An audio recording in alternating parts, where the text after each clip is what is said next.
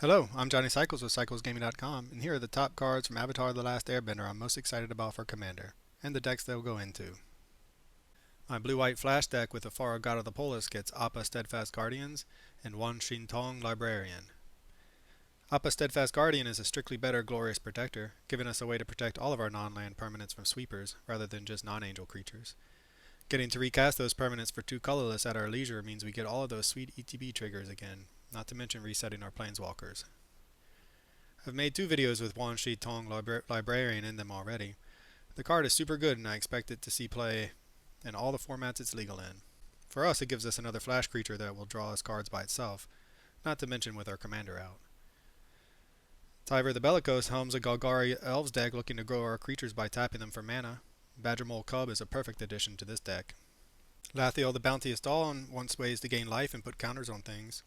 United Front is a generically good token producer that synergizes extremely well with our deck. Earth Kingdom General does exactly what we want to do, giving us another life gain trigger on our end step when we put counters on a creature with Lathiel. Unfortunately, we won't get another Lathiel trigger from this since we'll already be in our end step. Thankfully, we have a lot of ways to put counters on our creatures during our main phases to trigger this uncommon. Badgermole gives us another budget way to give our creatures with counters trample, while Abandoned Air Temple is an auto-include in our deck. My mono black burn deck with Shieldred the Apocalypse gets a bunch of new toys. My Scornful Striker gives us a way to punish our opponent for playing non-creature spells. Obsessive Pursuit gives us a way to gain life that, with many of our cards, will drain our opponent. Day of Black Sun is a great early game sweeper to answer an aggressive start from our opponent. I see this card going in most X-Black decks, to be honest. Ozai Cruelty is a great addition to a deck full of hateful cards. Not only does it deal damage to our opponent, it also attacks their hand. A quick note about this deck. Yes, I'm aware that many consider this deck and Shieldred the Apocalypse super annoying and unfun, and that's fine. Rule 0 is in place for just this reason. Like with any deck you're playing, it's important to let your table know its power level and, in the case of some taxing decks, that it can be super annoying. Of course, what annoys one person won't annoy another. I hate 2-card combos that win you the game and don't want to play against them. Does that mean I'll never play against an opponent who has a deck with those? No, but I want to know what I'm getting into so that I can decline politely to play, if I don't feel like dying to something like that out of nowhere. Next up is Chandra Tribal. Chandra Tribal is a deck I made but haven't written about. Its primary strategy is to burn our opponent out. For this reason, we want ways to increase the damage of our mini Chandras. Fated Firepower is perfect for this deck. Omnath Landfall, particularly my budget version, gets a few new options. Earthbender Ascension takes some investment, but since we can easily make 4 land drops, often in a single turn, the card is mostly upside.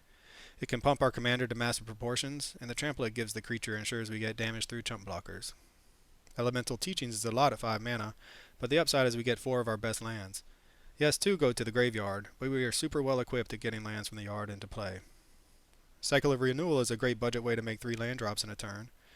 Being an instant also means we can trigger Omnath twice on our opponent's turn. One of my all-time favorite decks, Mono Red Dragon Tribal, gets 1 new addition in Rand and Shaw. Its activated ability can be game-ending on the right board. An Army of Clues with Tameo Inquisitive Student gets a powerful addition in the Mechanist Aerial Artisan. We're most interested in the clue generation it gives us, but the second ability shouldn't be overlooked either. Rakdos Aristocrats with Ob Nixilis Captive Kingpin can play Foggy Swamp Visions as both graveyard hate and a source of fodder for sacrifice. And since we're hardly ever interested in attacking with our creatures, paying the waterbend cost should be easy and low risk. My mono red deck with Porphyr's Bronze Blooded gets Solstice Revelations, a great way to find a big fatty that we can then cheat into play with Porphyr's static ability, so we don't even care how many mountains we have to play when we cast this. The flashback is just gravy.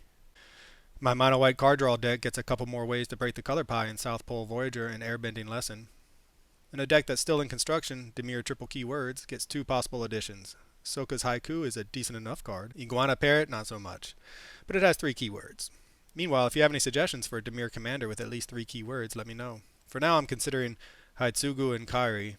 It's got 3 creature types and draws us 3 cards, but otherwise doesn't fit the theme of triple keywords. Ozai the Phoenix King is a potential commander for a Rakdos triple keyword deck that I'm still working on. And finally, we get another ramp spell that can find a home in any X-Green deck. Shared Roots is less Farseek and more rampant growth, but having options for 2-mana ramp spells, particularly for budget decks, is great. So what do you think? What are you most excited about for your commander decks? And if you're interested in seeing the full deck lists and write-ups for any of these decks I've mentioned in this video, be sure to check out CyclesGaming.com. I'm Johnny Cycles. Thanks for watching. I'll catch y'all in the next one.